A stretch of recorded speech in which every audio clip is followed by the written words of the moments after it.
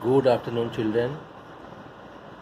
In the last class, I taught you the first part of triangles, in which you came to know the definition of triangle, kinds of triangles on the basis of their sides and on the basis of their angles. Also, I taught you in the last class straight angles and some important terms related to these like median, altitude, then circumcenter or circumcircle, then incenter and incircle. Also, there were theorems based on these.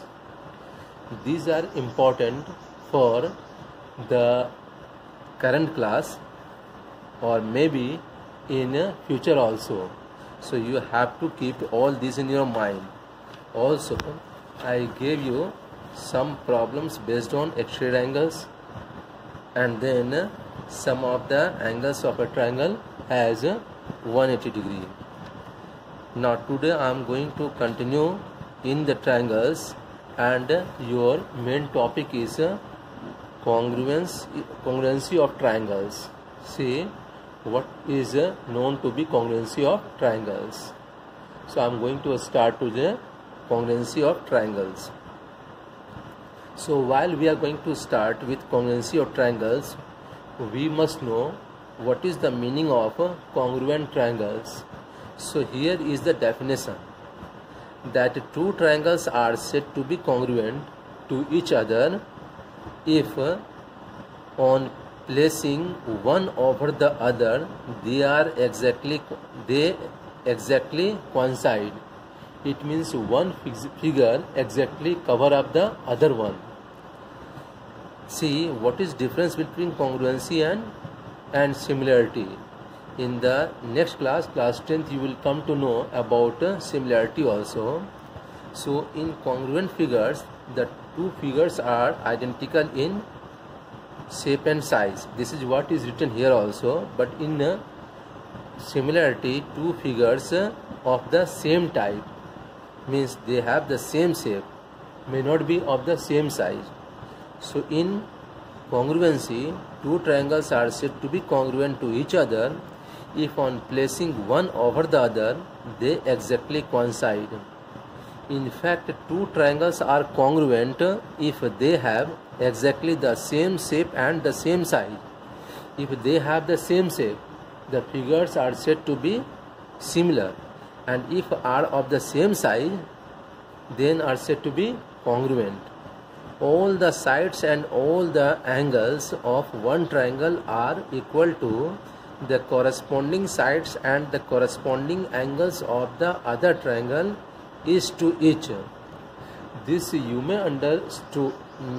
understand by the figure also. The given figure shows two triangles, triangle ABC and triangle DEF, ABC and triangle DEF, in which AB is equal to D, AB is equal to DE, BC is equal to EF, and AC is equal to DF. Also, angle A is equal to angle D, angle B is equal to angle E, and angle C is equal to angle F. What is written here? Then triangle ABC is congruent to triangle DEF. And we write triangle ABC congruent triangle DEF. This is the sign of congruency. Congruent. Two figures are congruent, then we put this symbol in the middle of the two. The corresponding parts of the congruent triangles are also congruent. It means once the two figures are said to be congruent, the other parts are also equal. For this we have congruency of, we have CPCT. The term is CPCT. See, next we have conditions for the congruency of triangles. Two figures are congruent when the following, in any one of the following conditions is satisfied. Say What four conditions are? See, I am going to explain one by one.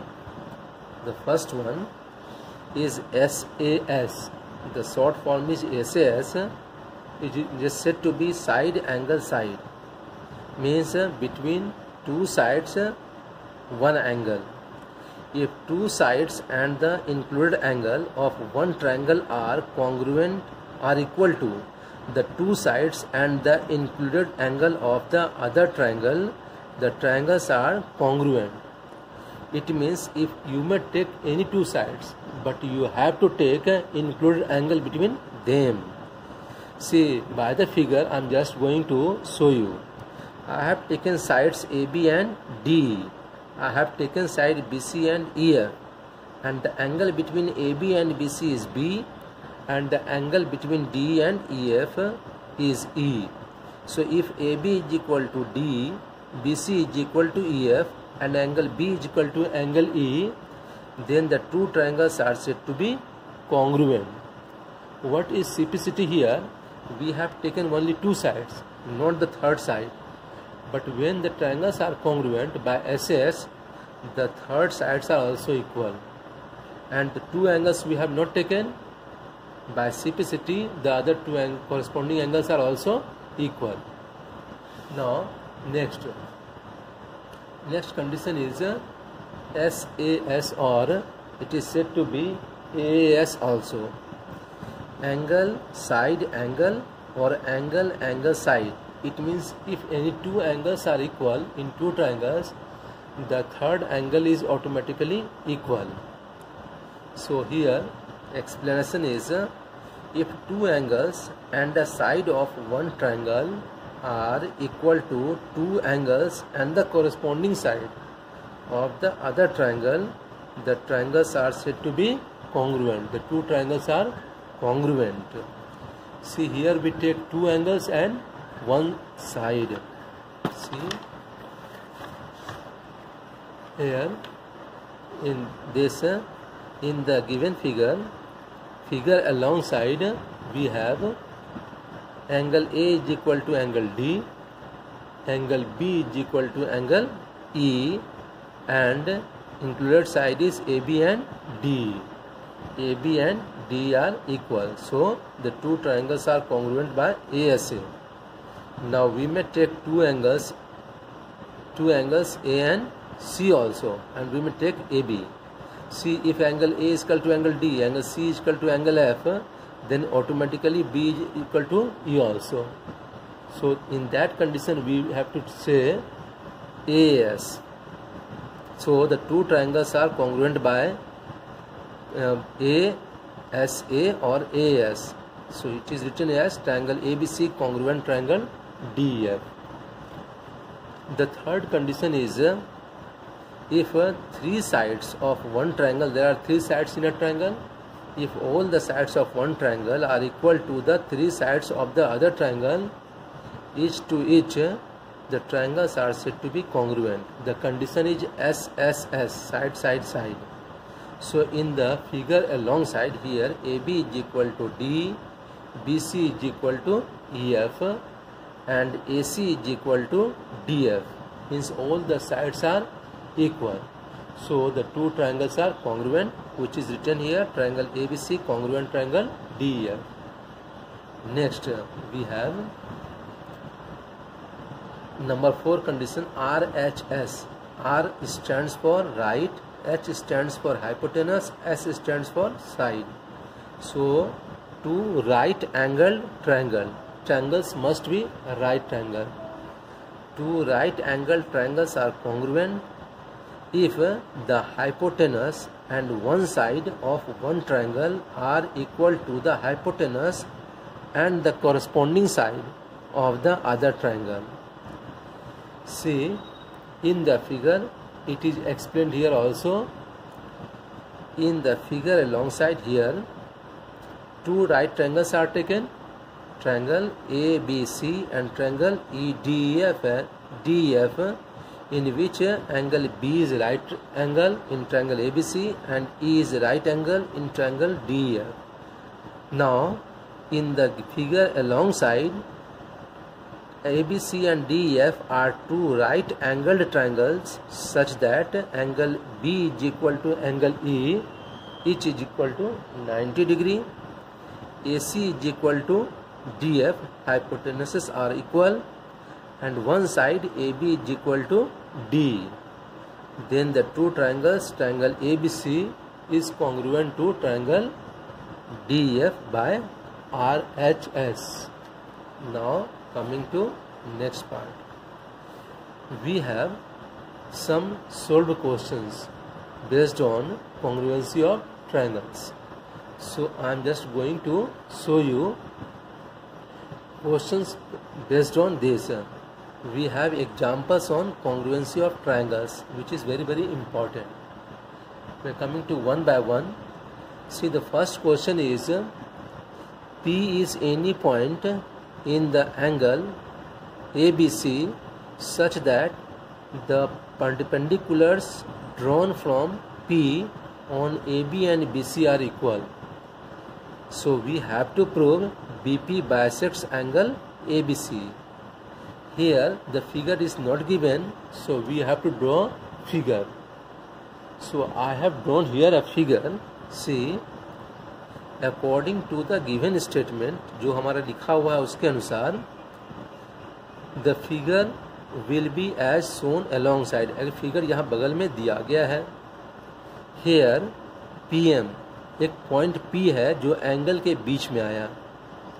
So P से perpendicular draw की गई है. एक है PM AB पे, एक है PN BC पे. दोनों परपेंडिकुलर हैं, इसलिए परपेंडिकुलर का साइन भी दिया गया है. Two perpendiculars are drawn. So PM is perpendicular to AB and PN is perpendicular to BC such that PM is equal to PN. PM और PN दोनों perpendiculars आपस में equal हैं. एक कंस्ट्रक्शन की जाती है, join P to B, P से B को ज्वाइन करते हैं. क्या क्या हमको फैक्ट मिलता है ये देखते अब हैं. प्रूफ में इन ट्रायंगल PMB, इस ट्रायंगल में, ऊपर वाले ट्रायंगल में, एंड ट्रायंगल PNB नीचे वाले ट्रायंगल में, इस दोनों ट्रायंगल में क्या क्या दिया गया है. And PM equal to PN, ये तो क्वेश्चन में ही दिया हुआ है. That is why it is given लिखा हमने है गिवन. इसके बाद angle PMB equal to PNB each is 90 degree. ये तो 90 डिग्री क्वेश्चन में ही दिया गया है. और PB इजिकल टू PB जो हमारा हाइपोटेनस है, 90 के सामने हाइपोटेनस, यहाँ भी 90 के सामने में हाइपोटेनस, ये आपस में इक्वल है. So PB is equal to PB. Therefore triangle PMB congruent triangle PNB by RHS. एक बार ट्रायंगल कॉन्ग्रुएंट हो गया तो फिर लगाएंगे CPCT. इसलिए बाय CPCT जो बचा हुआ पार्ट्स है वो इक्वल. हमें देखना है कि निकालना क्या है. सो एंगल PBM, ये angle is equal to angle PBN. ये दोनों एंगल आपस में इक्वल है. दोनों एंगल इक्वल का मतलब हो गया कि PB बाइसेक्ट्स एंगल ABC. इस पूरे एंगल को 2 इक्वल पार्ट्स में बांटने वाले लाइन है PB, इसलिए PB bisects angle ABC. This is what we have to prove. जो प्रूव करना था वो प्रूव हो गया. हमने लिख दिया यहाँ पे by CPCT. Corresponding parts of congruent triangles, है ना, ये लिखा हुआ है. तुम C नहीं लिखो, कोई दिक्कत नहीं है. नेक्स्ट क्वेश्चन नंबर 2 में है. Question number 2 is in triangle ABC the sides AB and AC are equal. किसी ट्रायंगल में दो साइड्स आपस में इक्वल हैं, AB and AC are equal. जब दो साइड्स इक्वल होते हैं तो उसे बोलते हैं isosceles triangle. If P is a point on AB and Q is a point on AC such that AP is equal to AQ, then we have to prove number 1 triangle APC and triangle AQB are congruent. Number 2 triangle BPC and CQB are congruent. पहला triangle है P AB पे है और Q हमारा AC पे है, जिससे AP is equal to AQ. ये क्वेश्चन में दिया हुआ है. तो हम लोग स्टार्ट करते हैं 1 by 1. Given in triangle ABC, AB is equal to AC एक क्वेश्चन में दिया हुआ है, AP is equal to AQ where P is a point on AB and Q is a point on AC। Number 1 पहला जो prove करना हमें है उस पर ध्यान देते हैं। इन ट्रायंगल्स, एस लगा मतलब ट्रायंगल्स, इन ट्रायंगल्स APC जो हमको प्रूव करना है, in triangle APC and triangle AQB, APC और ट्रायंगल AQB में AC is equal to AB ये क्वेश्चन में ही दिया हुआ है, AB is equal to AC और AC is equal to AB ये क्वेश्चन में दिया हुआ है। इसका अगर AC लेंगे तो इसका AB लेंगे, AC is equal to AB, AP is equal to AQ ये भी क्वेश्चन में ही दिया हुआ है, गिवन दोनों क्वेश्चन में ही दिया गया है, गिवन। और उसके बाद है angle CAP is equal to angle BAQ, दोनों ट्रायंगल में एंगल A कॉमन आ रहा है, एंगल APC बोले या ट्रायंगल AQB बोले, दोनों में एंगल A कॉमन है, इसलिए angle CAP is equal to angle BAQ common. इसलिए triangle APC congruent triangle AQB, क्योंकि हमने दो साइड्स दिया है और उसके बीच का एंगल लिया, इसलिए ऐसे ऐसे दोनों ट्रायंगल कॉन्ग्रुएंट हो गया। नंबर 2 प्रूव करना हमें है यहाँ पे कि triangle BPC and triangle CQB are congruent, ये प्रूव करना है। BPC मतलब बेस यहाँ से लेना है, BPC एंड ट्रायंगल CQB। तो हम लोग यहाँ पे आ रहे हैं कि AB is equal to AC question में दिया हुआ है, क्वेश्चन में ये भी दिया गया है AP is equal to AQ, ये भी क्वेश्चन में दिया गया है। अब क्या करेंगे कि इस दोनों को माइनस करेंगे, LHS को LHS से माइनस करते हैं, RHS को RHS से माइनस करना होता है। So AB minus AP is equal to AC minus AQ, और जब AB से AP को माइनस करोगे तो आ जाएगा BP, और जब AC से AQ माइनस करो तो आता है CQ।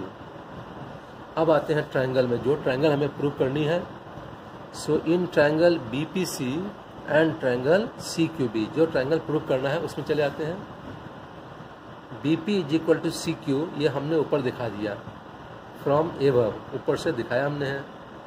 CP is equal to BQ corresponding sides of congruent triangle APC and AQB, हमने अभी ऊपर प्रूव किया है कि APC और AQB कॉन्ग्रुएंट है, तो जो बचा हुआ पार्ट इसका इक्वल, इससे CP is equal to BQ और BC is equal to BC का मतलब क्या है कि दोनों साइड एक कॉमन आगे BC बेस जो है दोनों में कॉमन है, इसलिए हमने हर एक साइड को ले लिया, इसलिए SSS से दोनों ट्रायंगल कॉन्ग्रुएंट, यानी triangle BPC congruent triangle CQB by SSS, यही हमें प्रूव करना था, ये प्रूव हो गया।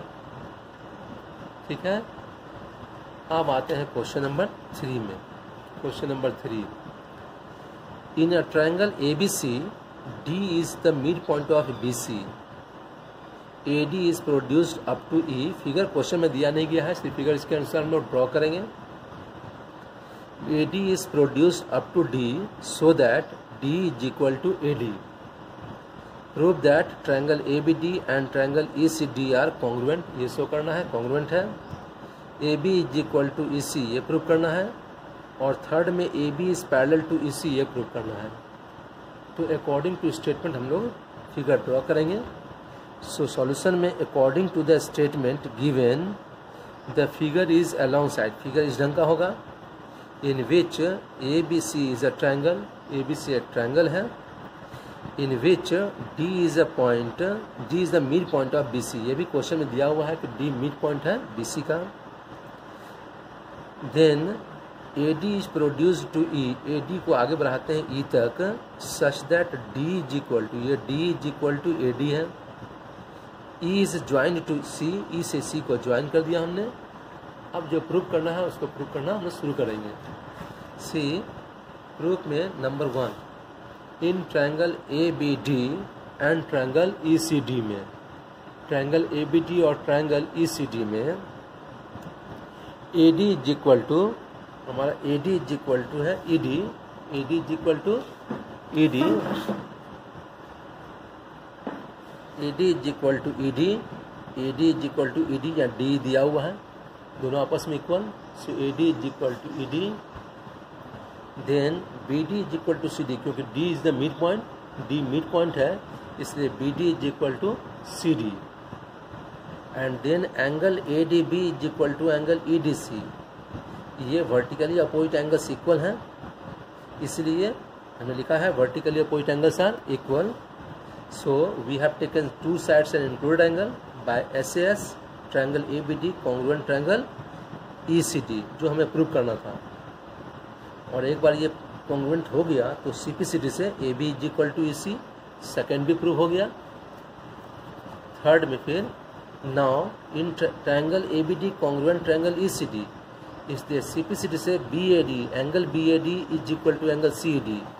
BAD का मतलब ये एंगल और CED का मतलब ये एंगल। अब ये दोनों एंगल इस दोनों के लिए ऑल्टरनेट इंटीरियर एंगल, क्योंकि ये ट्रांसवर्सल है, A इज ट्रांसवर्सल, दो लाइन को काटने वाले थर्ड लाइन को बोलते हैं ट्रांसवर्सल। तो ट्रांसवर्सल से अल्टरनेट इंटीरियर एंगल्स इक्वल है, और जब ऐसा होता है तो दोनों लाइन पैरेलल कहे जाते हैं। इसलिए हमने लिखा यहाँ पे है but these are alternate interior angles, therefore AB is parallel to EC, इसलिए AB पैरेलल है EC के और AB is parallel to EC, proved. ये हमने लिख दिया, ये थर्ड वाला ही प्रूव हो गया। Next question, question number 4, the perpendicular bisectors of the sides of a triangle ABC meet at I। किसी ट्रायंगल का परपेंडिकुलर बाइसेक्टर्स, परपेंडिकुलर भी है और बाइसेक्टर भी है, वो मीट करता है I पे, तो बताना है कि IA is equal to IB is equal to IC, ये दिखाना है कि आपस में ये इक्वल है। So according to the given statement, मान लिया एक हमने फिगर बनाया अपने से ट्रायंगल ABC, तो ट्रायंगल ABC में according to the given statement the figure is along side, figure बगल में दिया गया है, in which the perpendicular bisectors of the sides AB का परपेंडिकुलर हो गया ID, BC का परपेंडिकुलर IE एंड AC का परपेंडिकुलर IE, तीनों मीट करते हैं I पे। तो बताना है क्या, IA is equal to IB is equal to IC। I से केवल कंस्ट्रक्शन में I से ज्वाइन करते हैं A को, B को एंड C को, तीनों को ज्वाइन किया गया। I से A को, B को एंड C को ज्वाइन करते हैं। अब आते हैं one by one. So in triangle AID, triangle AID and triangle BID, AID हमारा कौन सा, ये ट्रायंगल है, BID ये ट्रायंगल है। इस दोनों ट्रायंगल में पहले AD is equal to BD, क्योंकि बाइसेक्टर है, मिड पॉइंट है D, इसलिए AD is equal to BD। Second, angle IDA is equal to angle IDB, each is equal to 90 degree, दोनों 90 डिग्री के बराबर हैं। ID is equal to ID दोनों में कॉमन है, इसीलिए SAS से two sides and included angle से दोनों ट्रायंगल कॉन्ग्रुएंट, और एक बार ट्रायंगल कॉन्ग्रुएंट तो CPCD से IA is equal to IB। Similarly अगर ऐसा ही हम लोग ट्रायंगल ले लें, हम लोग कौन सा, BIE या IEB एंड IEC, तो हमें BIE एंड CIE में तो हमें होगा IB is equal to IC, IB is equal to IC। अब यहाँ पे IB IA के बराबर है, यहाँ पे IB IC के बराबर है, इसका मतलब तीनों आपस में बराबर हो गया। Therefore from 1 and 2 IA is equal to IB is equal to IC, यही प्रूव करना भी था, ये प्रूव हो गया। नेक्स्ट है a line segment AB is bisected at point P। एक लाइन सेगमेंट AB बाइसेक्ट होता है P पे, एंड थ्रू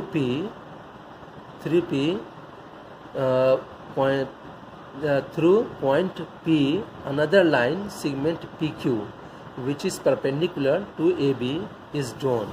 इसमें फिगर क्वेश्चन में दिया नहीं गया है, इसलिए इसके अनुसार हम लोग फिगर ड्रॉ करेंगे। शो करना है QA is equal to QB। So according to the given statement the figure is given along side, in which P bisects AB। Bisect का मतलब है AP is equal to BP। P bisects AB, PQ is drawn perpendicular to AB। ये perpendicular का sign है, PQ perpendicular है AB पे।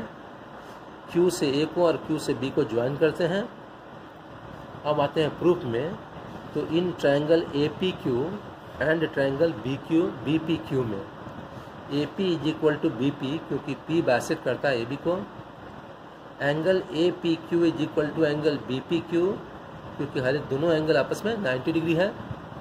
And QP is equal to QP, ये common हो गया।